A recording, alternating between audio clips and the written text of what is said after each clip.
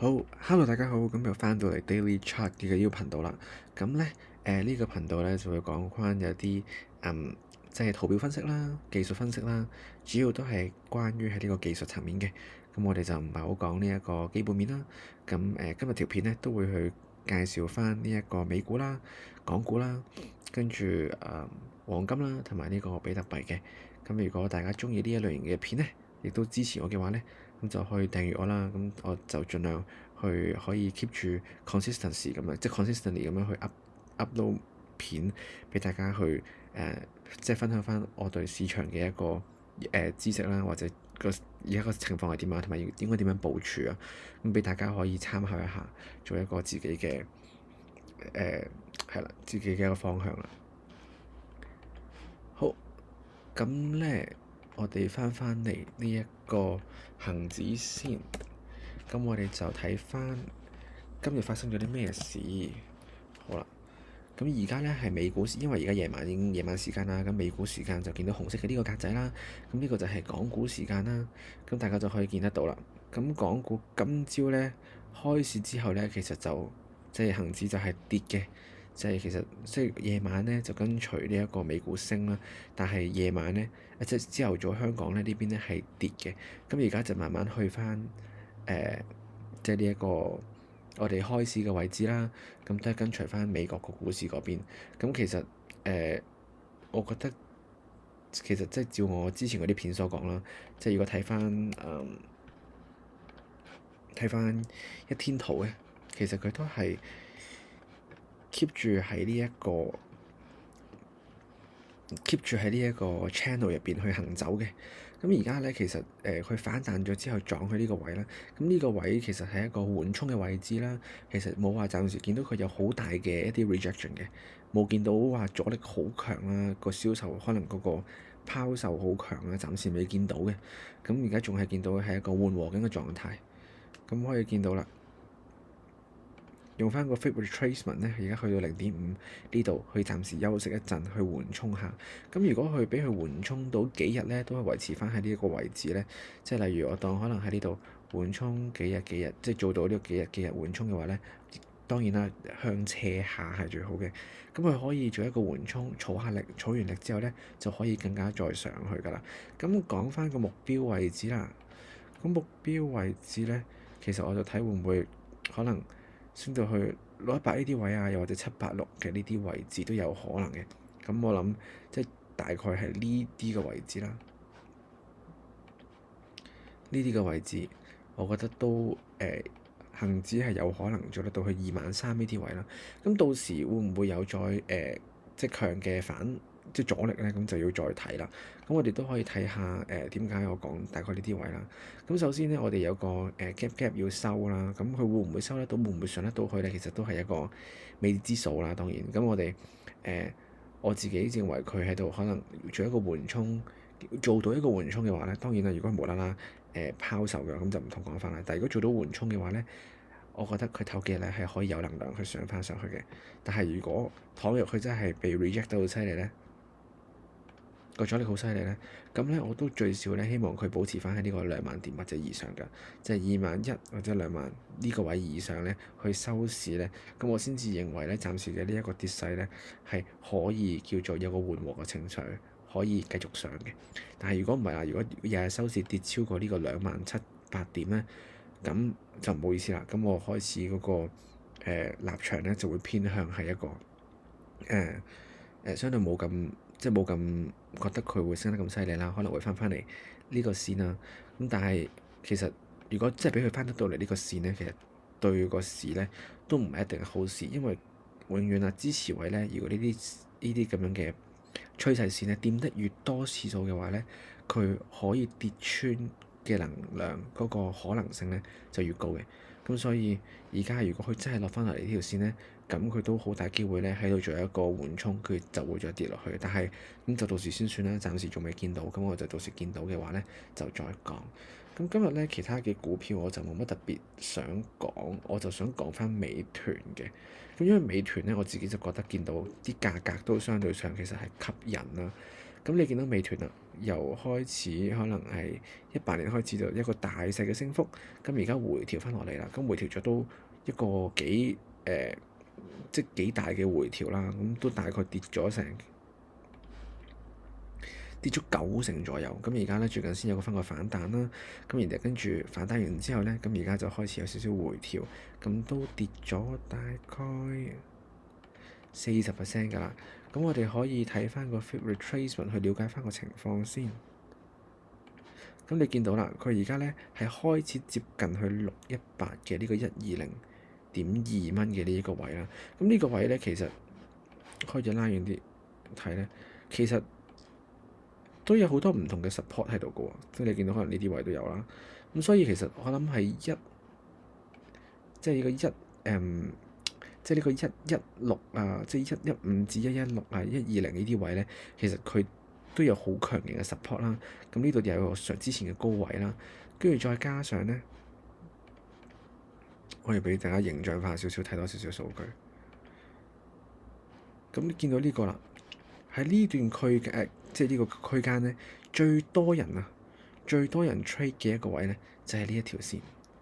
可能大家未必睇得好清楚，就係紅色嘅呢條線，呢條咁完全啊，基本上咧係同618係重疊咗嘅。咁所以我覺得呢個位咧有得反彈嘅機會係好強嘅。咁我嘅意思嘅反彈咧，並唔係話佢可以即係可以升得過呢個高啦。咁當然啦，佢有咁嘅可能性。喺我嘅意思咧，係做一個短期嘅炒，即係短期嘅短炒啦。佢可能升翻個，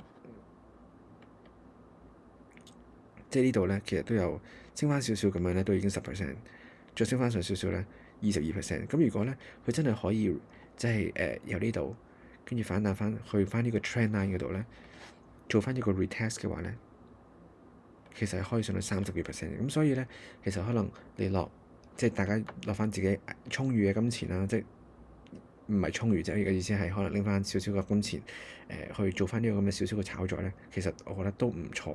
咁當然啦，呢個係只係我自己個人見解啦。咁到時咧落到去呢度嘅話咧，就可以睇翻嗰個大家嘅睇翻嗰個價格嗰個浮動嘅情況啦。咁我就會再決定會唔會再買嘅。但係呢個係一個可以大家去觀察住嘅一個位，我覺得係唔錯嘅。咁我哋去到講翻美股啦。咁美股咧而家就開咗市啦。開咗市之後咧，其實就同琴日咧一樣啦。其實都係喺琴日嗰個位，其實都 keep 住橫行緊，都係一個緩衝嘅狀態啦。仲喺度嘗試去突破緊之前嘅呢一個高位嘅。咁當然收市如果真係高過呢一個高位嘅話咧，咁我就會相對上係個人會覺得美國個股市咧仲有得升啦。咁升到幾多就陣間再講啦。咁首先咧，大家會見到呢個黃色嘅 trend line。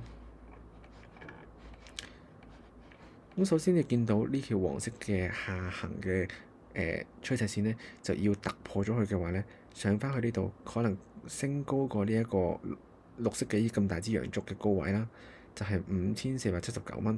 如果佢喺上面收市，然後跟住再 confirm 埋呢一條線咧係一個 major 嘅一個主要主力嘅支持位嘅話咧，咁佢可能會有機會上翻落嚟。再做翻少少一啲回調，咁幾多就未必係可以肯定得到。咁回調咁就有望咧可以咧 test 翻啲更加高嘅位置啦。咁到時如果真係回調到呢度咧，咁就可以再講啦。但係其實美國股市如果真係唔穩定嘅話咧，咁落翻嚟嘅機率都有機會。咁所以呢個就要再觀察啦。我自己個人偏向咧就係佢會落翻落嚟嘅，咁但係到時先算啦，咁冇人知道。好，咁我想講埋呢一個金啦。咁金咧，